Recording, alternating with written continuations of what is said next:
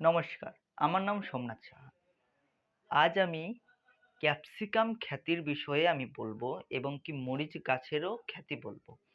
মরিচ আর ক্যাপসিকাম খ্যাতি আমরা কিভাবে করতে পারি, কিরকম স্থানে আমরা করতে পারি এবং কিরকম উষ্ণতার দরকার আছে আমাদের এই ক্যাপসিকাম এবং মরিচ খ্যাতি করতে।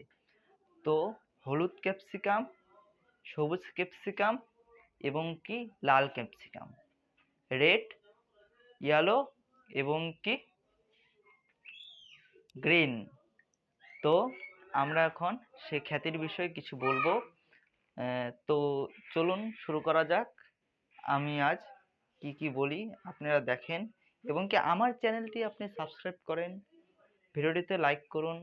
আপনার জন্য এটা বেশি সময়ের কোনো কার্য নয়, কিন্তু আপনারা যদি আমার চ্যানেলটি সাবস্ক্রাইব আর লাইক করেন আমার খুবই ভালো লাগবে, তাহলে আমি আরো নতুন ভিডিও নিয়ে আসতে পারবো। তো চলুন এবার আমরা কাজের কথা যেতে পারি।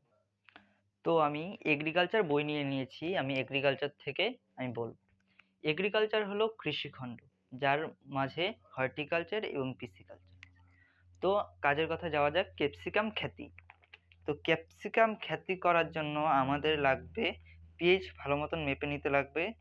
তারপর আমরা এই ক্যাপসিকাম খ্যাতি লাগানোর জন্য খ্যাতিতে কোকোপিট দিতে হবে।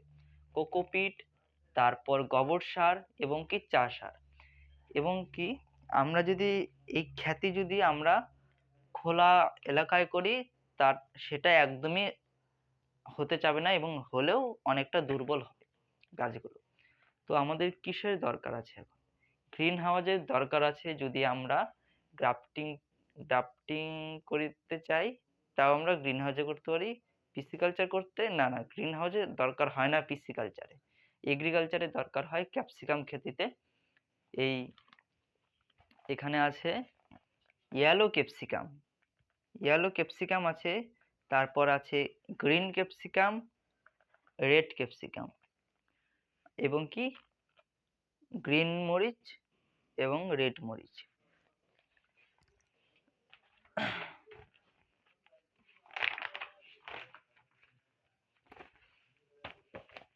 তো যখন আপনারা সেটা চারা তৈরি করবেন, তখন আপনারা সেই মরিচ গাছের চারাটা কিভাবে তৈরি করবেন সেটা আপনারা নার্সারি বেড বানিয়ে নিতে পারেন। নার্সারি বেড হলো এই বস্তুটি, এটি হলো নার্সারি বেড, যেখানে আমরা এরকম বেড শেপে আমরা চারা তৈরি করতে পারি। এবং কি আপনারা যদি চান না আমি নার্সারি বেড করব না, তাহলে আপনারা কিন্তু এই পদ্ধতিটি করতে পারেন। এখানে আছে, এই পদ্ধতিটি আপনারা করলে আপনার হয়ে যাবে, আপনার নার্সারি বেড করার কোনো দরকারই হয় না। ফর ট্রে ব্যবহার করতে পারেন। ফর ট্রে হলো কফি কাপ, ছোট ছোট 4 কাপ আছে না, সেরকমই এটা জয়েন্ট লাগানো থাকে, এটা প্লাস্টিকের হয়। সেখানে কোকোপিট দেওয়ার পরে বীজটা দিয়ে সেখান থেকে আমরা চারা তৈরি করতে পারি। এবং কি আপনার কাছে যদি সেই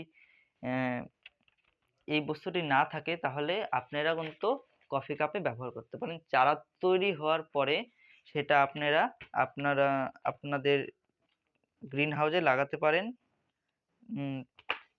ক্যাপসিকাম খ্যাতি হওয়ার পর এরকম শেপে করবেন, রো শেপে করলে আপনাদের ক্যাপসিকাম খ্যাতিটি অনেকটি ভালো হবে। তাহলে আমি এখানে সারের বিষয়ে বলি। সারের বিষয়ে সারের বিষয়টি হলো, এখানে এগ্রিকালচারে আছে হলো, দাঁড়ান দেখি,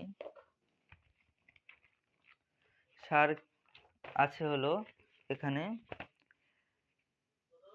গাছে ইনো দেন জলের সাহায্যে, গাছে ইনো দিতে পারেন জলের সাহায্যে।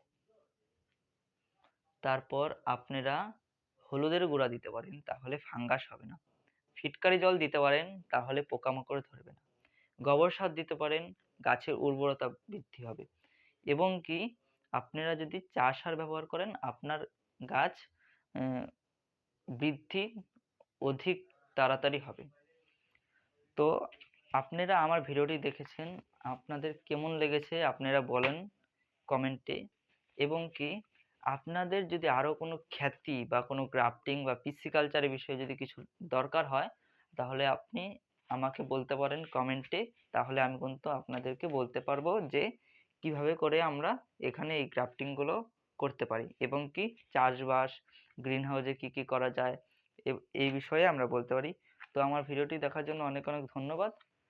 তো এখন আমরা আরও নতুন ভিডিও নিয়ে আসবো, তো দেখতে থাকুন আমার এই ছোট্ট চ্যানেলটি। থ্যাংক ইউ আমার ভিডিওটি দেখার জন্য।